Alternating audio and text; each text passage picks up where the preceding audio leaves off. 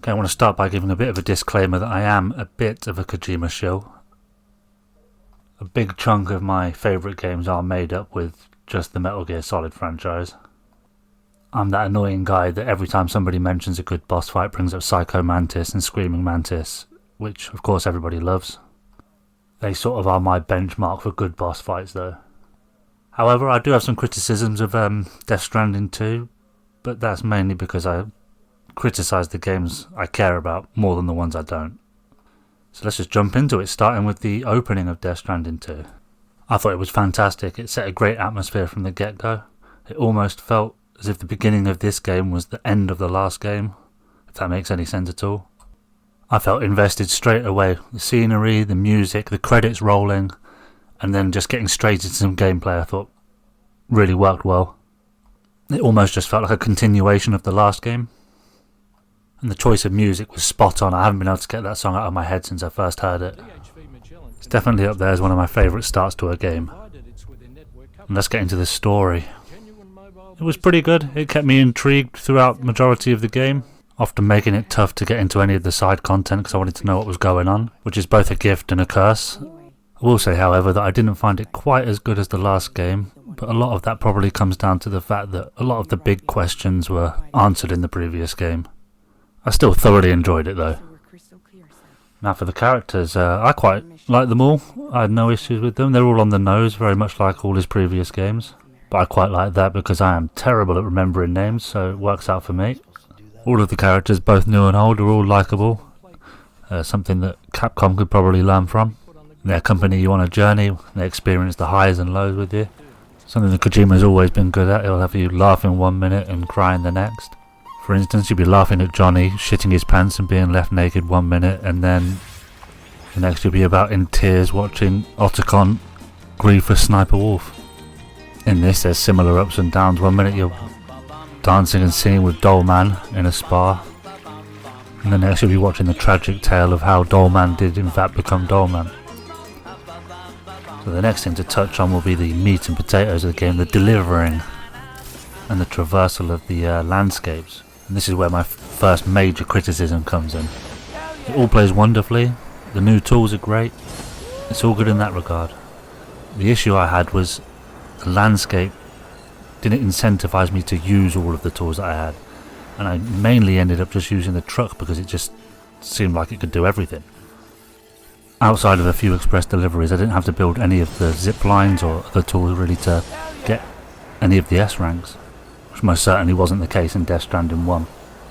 Just would have been nice if they'd found a way to restrict the vehicles in more of the areas to force you to use some of the other cool tools that they're giving you.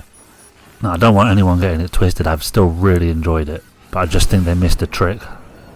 If players were forced to be a bit more versatile, the end game would have felt a little less monotonous. But again, I have really enjoyed it still. The new environmental hazard system that they added was kinda cool, but I feel it didn't really affect the gameplay all that much. I rarely had to deal with the fires, and after Mexico I felt like the flooding rivers didn't really have much of an impact, which is a shame because the visuals of them were amazing. The most improved part of the game, without any doubt, is the combat. Both the melee and the range combat had significant upgrades and feel a lot better, whereas in the first game it kind of felt like an afterthought. It almost feels like they might be testing a few systems for this upcoming stealth game Fizzin', which is a terrible name by the way. Now although the combat's better and they've added in a load of new weapons and gadgets and it's brilliant, there is an issue, and that's the areas in which combat takes place. It's not like they're awful, but they are a far cry from, corridors of Shadow Moses or the jungles in Metal Gear Solid 3.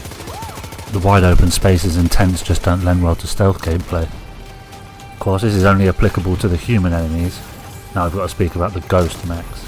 They were cool, they looked awesome, but they were just bullet sponges essentially, and it did get a little bit boring fighting them. Maybe they did have certain weaknesses, but I just launched grenades at them and dropped them that way. It didn't really feel like there was much to it. Which brings us on to the boss fights. The boss fights provided some of the coolest visuals I've ever seen in gameplay. They were awesome. Fighting the giant BT alongside the Cetus BT was one of the coolest things I've seen. I mean, the gameplay looked better than most other games' cutscenes. but most of them were just giant bullet sponges with glowing weak points, which was a little disappointing considering, you know, bosses like Psycho Mantis, Sniper Wolf, the End, so on and so forth. Now obviously I'm not counting the Higgs boss at the end, because that was tremendous through and through, especially when he's dropping the kept you waiting hurt. Now I'm going to give a bit of slack to the Neil Varner fights as well, because they were visually stunning. The fireworks in the first one, the water in the second one, the floating trains in the last one, they all just looked amazing. They were a little bit straightforward, but because there was so much going on visually, I'm going to let them off. They had a similar vibe to the fights against the frogs in MGS4. Apologies for all the MGS comparisons. After everything's said and done, with all the criticisms I give this game, I still think it's a masterpiece. It's just a shame that they didn't force you to experience more of the gameplay mechanics that they've put so much heart and time into. Force might be a bit of a strong word, but incentivise you. I'm not going to hold my breath. It would be nice for them to implement a new game plus, so you can play the game again and maybe use different tools that you had acquired later on.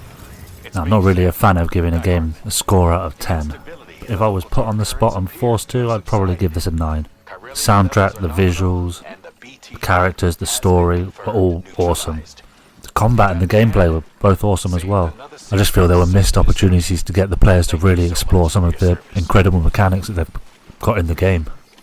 This is also one of the few games that was released in a really good state. During the many hours I put into this game, I experienced 0 glitches, which in this day and age is quite a rarity.